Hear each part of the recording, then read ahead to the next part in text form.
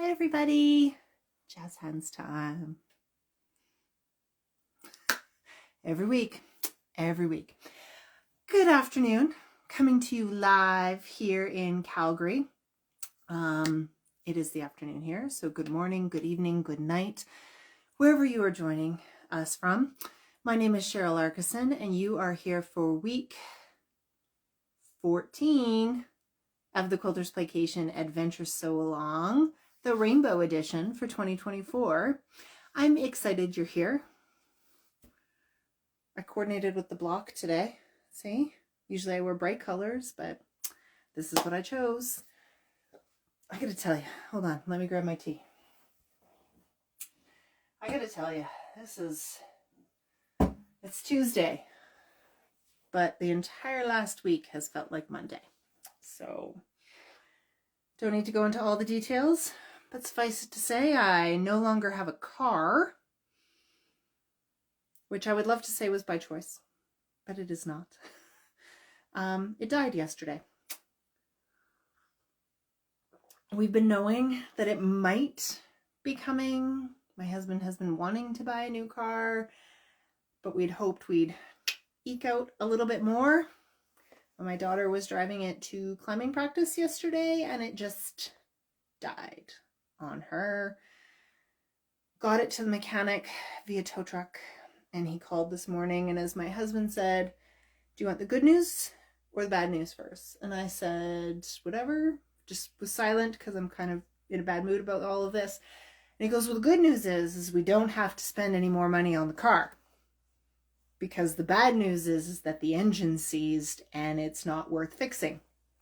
As in, it would cost 10 grand to buy a new engine if we could even find one, because we have a car that isn't sold in North America anymore. So, bye-bye to my car. And you know what I was sad about last night? I had just bought car chocolate and left it in the car. But we'll have to go empty it out of our personal stuff today, which is one of the things I will be doing after this. And then we will be selling it for parts and figuring something out. So that was fun. Those of you who don't know, I don't know if I mentioned it last week or one of the previous weeks, but we always have the Ides of Arkison. Starting on our wedding, something happens in that Easter or anniversary time frame. So Easter was a couple of weeks ago. Our anniversary was on the weekend. That was a whole other story, not worth getting into. We thought we were through the Ides of Arkison because my husband blew out his knee about a month ago playing hockey. And we're like, that's it, because it's usually an injury, health-related thing that the Ides of Arkison is. So we're like, oh, we're going to call that. That was the Ides of Arkison. Apparently not. This weekend and into Monday today, still the Ides of Arkison. So after a morning of totally hectic running around for one of the kids, doing a bunch of stuff she needed done for visa travel things, I came home and I texted my sister-in-law and I was like, ugh. And she works with a lot of Gen Z kids. Love you, totally love you. But she always tells me the things that they say.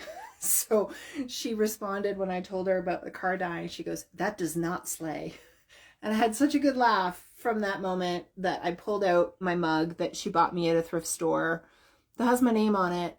I very rarely found things with my name on it when I was a kid, and you'd find it even less now. I don't think they even do this stuff anymore unless you like customize it yourself. But remember when you used to go to like the tourist places or something and you were like all excited and you hoped to find your name? Yeah, I never found my name. And it's not a weird name. It's a proper 70s name, but anyways. Yeah, so she made me laugh, so I made myself a pot of tea and poured it in the mug that she gave me. And then when I came down to do the block, I went for something that gives me comfort, which is curves. We know I love my curves. I've been playing around with it. Hey, folks joining and saying hello. Appreciate you. Thanks for joining us. So when I went to make the block, I was like, I need curves. I need easy. I know it looks kind of like this block, but this was straight lines. and these are curves. And this one I put in my quilt vertically, so it's not the same. Remember, we're working with strip sets throughout this entire thing, so some of the blocks are going to have, I'm going to try not to have them all be the same, obviously, but a similar feel might come across. But this is the one, we've got curves going on. Let me bring it closer so you can see. Right? Totally just random curves playing around there. It's going to be fun. So let's get to it. I will make the rainbow version. Total aside, that's just me playing. I'm having fun playing with that. I needed some playtime the other night because, again, life. So I pulled out Ebon's collection Ravel, and have been playing with it again with curves because it makes me happy. And I'm just enjoying making blocks and seeing what happens. Who knows? But let's get to our rainbow. Okay, let's flip you around. Say hello to the ladies. There's that. What is it? Is it Revel or Ravel? I should get that right. It is. I know I kept a bit of the salvage. It is Ravel or Ravel.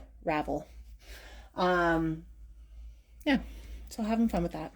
There's our ladies. Let's go down here. You don't need to say hello to my tea. I will move my tea out of the way. But I have all of my strips. So pretty standard. Sorry, I wasn't sure if I tapped this or the doorbell rang, but even if it was the doorbell, I would ignore it. So we have strips, one of each color. Roughly kind of like think about your block in 6 pieces and add an inch. So these are all about 3-ish inches so that I have wiggle room for cutting the curves, because remember, when we're cutting curves, we overlap the fabric and cut right sides up. So we don't want to have these, you know, really close to the size that we're going to use them. We want them to be a little bit bigger. And then just a little bit wider. They are going to scrunch up depending on the curves that you cut. So just have them a little bit longer than you need. So we're going to take our first 2. We're going to work one at a time. And we're going to layer them up. That one's a lot longer, so I'm just going to trim that little bit off. And I'm going to layer them, giving myself about an inch overlap. And then I'm just going to cut a curve. In this case, I'm going to cut kind of down from one side and then mostly straight across for the first one. Each one is going to be different. We're just going to play around with them. And then we go and we sew them together. This kind of gradual curve is so much easier. If you've struggled with the quarter circles, these gradual curves are so much easier. Again, have your machine set, which I didn't have it set with the needle down. We're only worrying about lining up, you know, about an inch in front at a time. Adjust as you go. And it shouldn't be too hard. And that's one. We obviously want to press each time. So I'm going to press that, and then we will cut the other next one. Now, pressing is not rocket science here. It might tell you what direction it wants to press in, or you can press all of them to sort of one side. That's where I'm leaning towards, so that's what I'm going with. There, so a good press, and we have that first set. That's a useful scrap, so I'm just going to set it to the side and add it to the scrap bin. Now I'm going to take the next one. Again, you don't have to do these in rainbow order if you don't want to. It's entirely up to you. So I've got that overlapped. This time I think I'm going to go a little more wavy, because why not? Oops. Make sure you cut all the way through. You don't need those pieces. Yeah, I just missed right at the tip. There we go. So we have that cut. Again, we cut right sides up and then we sew right sides together. In this case, it really doesn't matter which side is on top with these gradual curves, because you're going to have some concave and some convex stuff along the way.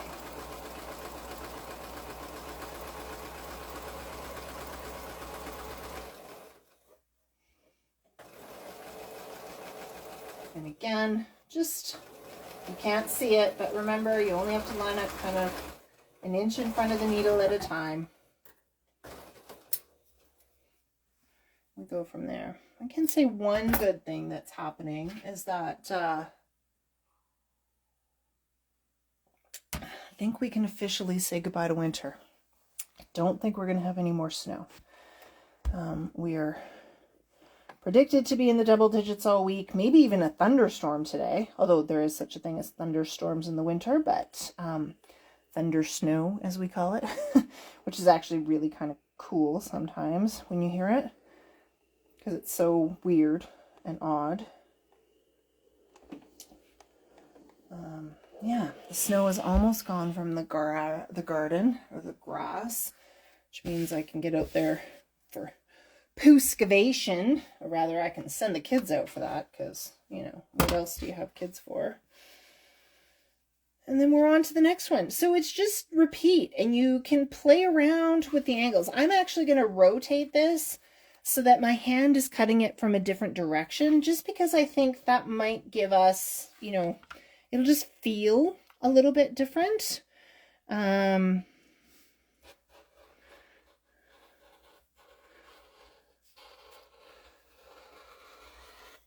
Right, I didn't cut the selvage off of that, so I'm just going to grab that at the end, just so I don't... Right, that one kind of almost echoed. I said I wanted it a little bit different, and then I nearly echoed what I had. But we're just going to play around with it. I'll move you back over here for sewing.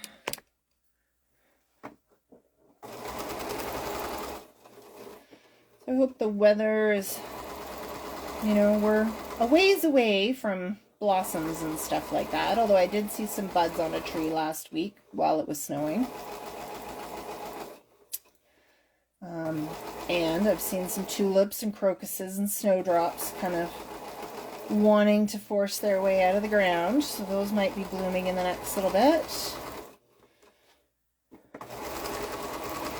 And I bet if I went for a walk in the back alleys in the next week, I would see the rhubarb starting to unfurl.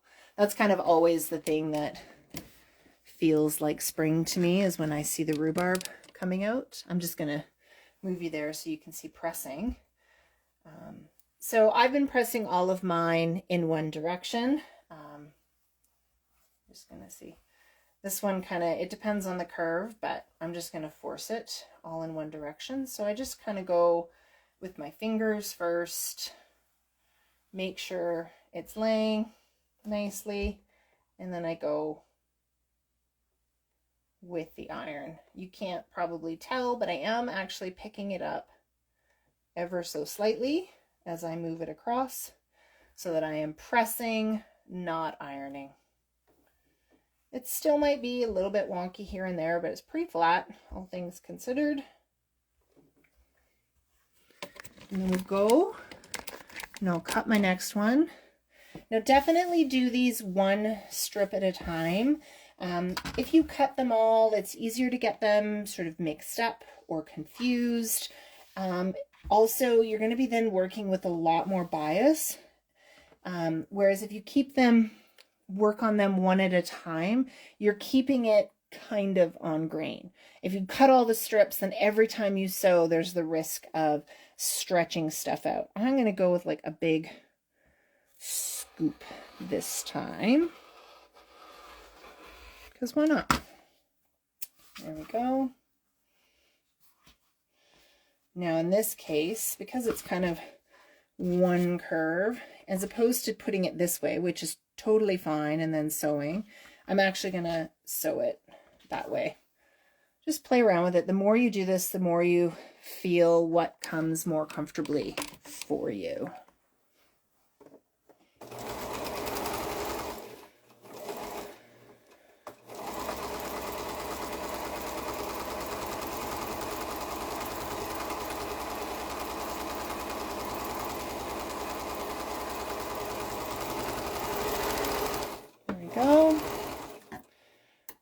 have one more. Sun's coming in.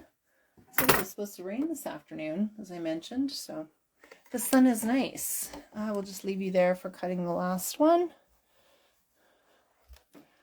while I press here.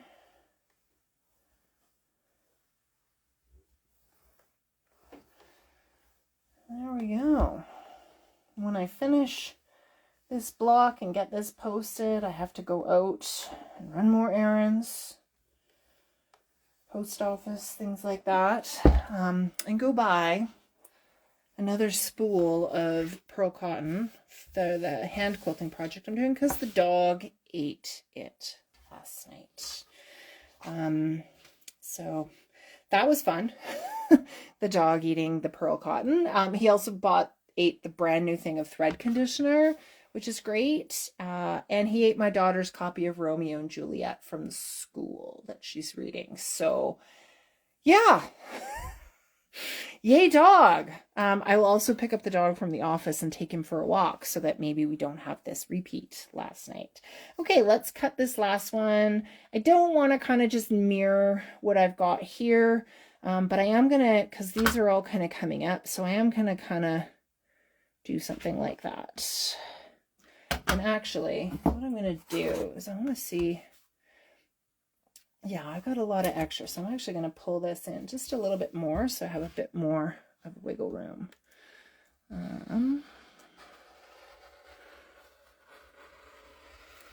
Like that.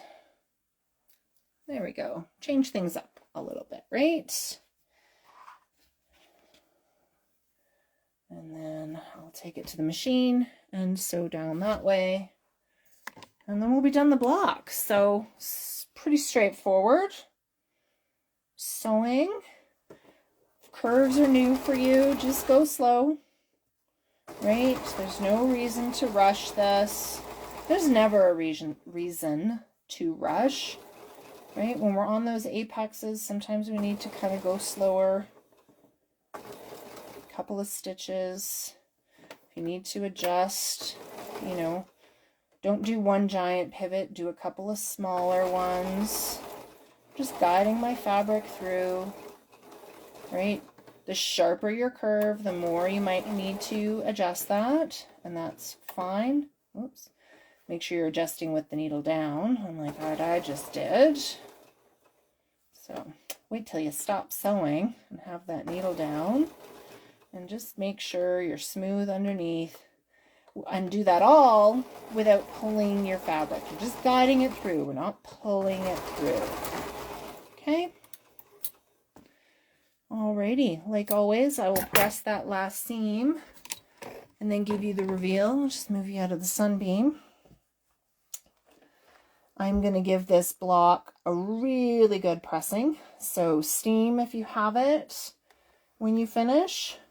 Or, you know, my favorite... Flatter pressing spray, your friend for all improv sewing. If you haven't gotten yours yet, definitely check it out. It just helps. I'm just going to show you, right? There's the block. Yay, there's the block. Right? Couple little kind of wobbles. Not perfectly flat, but pretty darn close on this. Need to fix that pressing there. I could see it from the front. But the flatter will make a huge difference in that. So I'm just going to give it a good press without the flatter.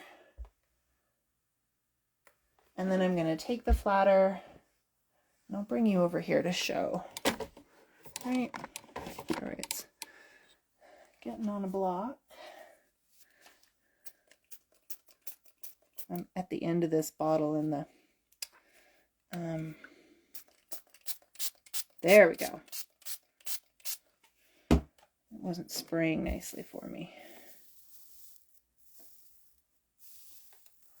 I don't know if you can hear it, if it picks it up on the phone, but because it's a little bit of water, it makes that little kind of sizzle sound.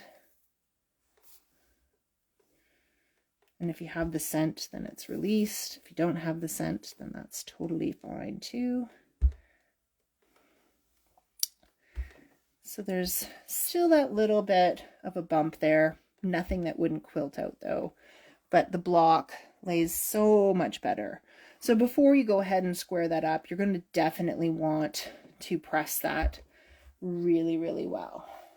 And there we go. I should make sure it is big enough. Oh, we got someone here saying, oh yeah, Killyfish said that she just bought some with the QuiltCon coupon. Great idea. Take advantages of those coupons. And I will say it lasts. Like this one's probably a couple years old.